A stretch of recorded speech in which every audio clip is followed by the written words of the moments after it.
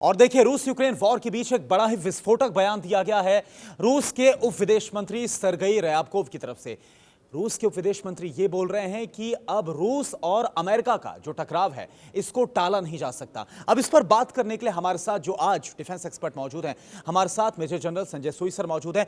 Sir, ये जो बयान है, ये आपको क्या लग रहा है कि क्या वाकई में हालात अब इस तरफ बढ़ते हुए नजर आ रहे हैं कि रूस और अमेरिका के बीच जंग होकर रहेगी, खासतौर पर क्रेमलिन अटैक के बाद?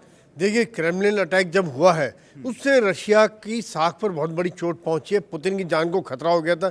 नेचुरली वहां पर पूरे देश में पुतिन और जो पूरा पॉलिटिकल हायरकी है, सब में गुस्सा है और ये गुस्सा बहुत जायज़ है। और इसमें जब ये बयानबाजी आई है कि अब डायरेक्ट टकराव होगा, क्योंकि कौन है? नहीं सर, देखिए, ये समझना होगा बयान की गंभीरता को कि ये बयान कोई आम नेता नहीं दे रहा, ये रूस के उप विदेश मंत्री हैं जो दे रहे हैं। और बहुत जाहिर सी बात है, बहुत सोच समझकर, बहुत कैलकुलेशन के बाद इतना बड़ा बयान दिया होगा।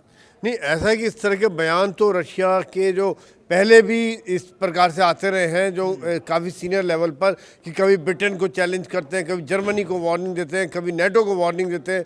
तो ये तो जायज़ बात है कि जो इस प्रकार गुस्सा है कहीं ना कहीं निकालना, और कहीं ना कहीं उन्होंने अपनी डोमेस्टिक पॉपुलेशन को भी देना है कि हम तैयार हैं और आज हम अमेरिका को भी चैलेंज कर सकते हैं, अमेरिका को भुगतना पड़ेगा इसका अंजाम।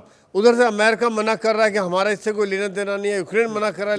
लेकिन सर रूस की तरफ से बोला गया है कि अगर अमेरिका ये बोल रहा है कि जो क्रेमलिन पर ड्रोन से हमला हुआ इसमें यूएस का कोई लेना देना नहीं, तो बहुत ही हास्यास्पद है। यानी रूस ये मानकर चल रहा है कि अमेरिका का इसमें पूरा हाथ है।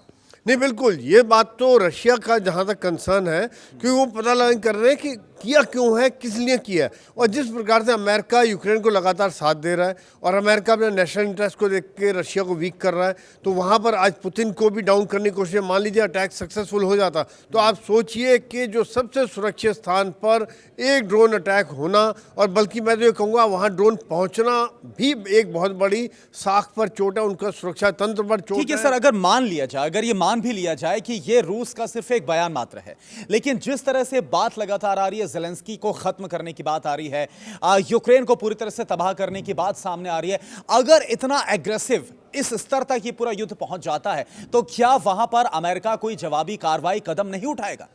देखिए, इस प्रकार तो बात आपकी ठीक है, जिसका कि हमको एग्जाम्पल नज़र आ रहा है।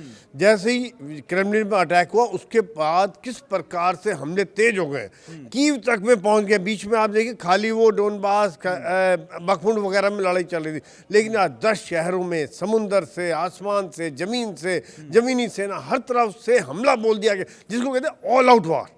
ये कर दी गई है। और उधर ज़ेलेंस्की को भी वार्निंग दी जा रही है। ज़ेलेंस्की इस समय विदेश में है, उसको मारे नहीं मारे बात है, लेकिन वॉर जो है, जंग जो है, एक बहुत। सर, एक आखिरी सवाल वाइंड अप कर रहा हूं मैं आपके साथ, क्योंकि हम जानते हैं कि तल्खी किस कदर बढ़ चुकी है रूस और अमेरिका के बीच में, और अब ये जो लगातार बयान सामने आ रहे हैं, क्या आपको लग रहा है कि कोई ऐसा पॉइंट इस युद्ध में आ सकता है जहां पर रूस और अमेरिका का आप टकराव देख रहे हैं, और अगर वाकई में ऐसा होता है तो फिर क्या होगा?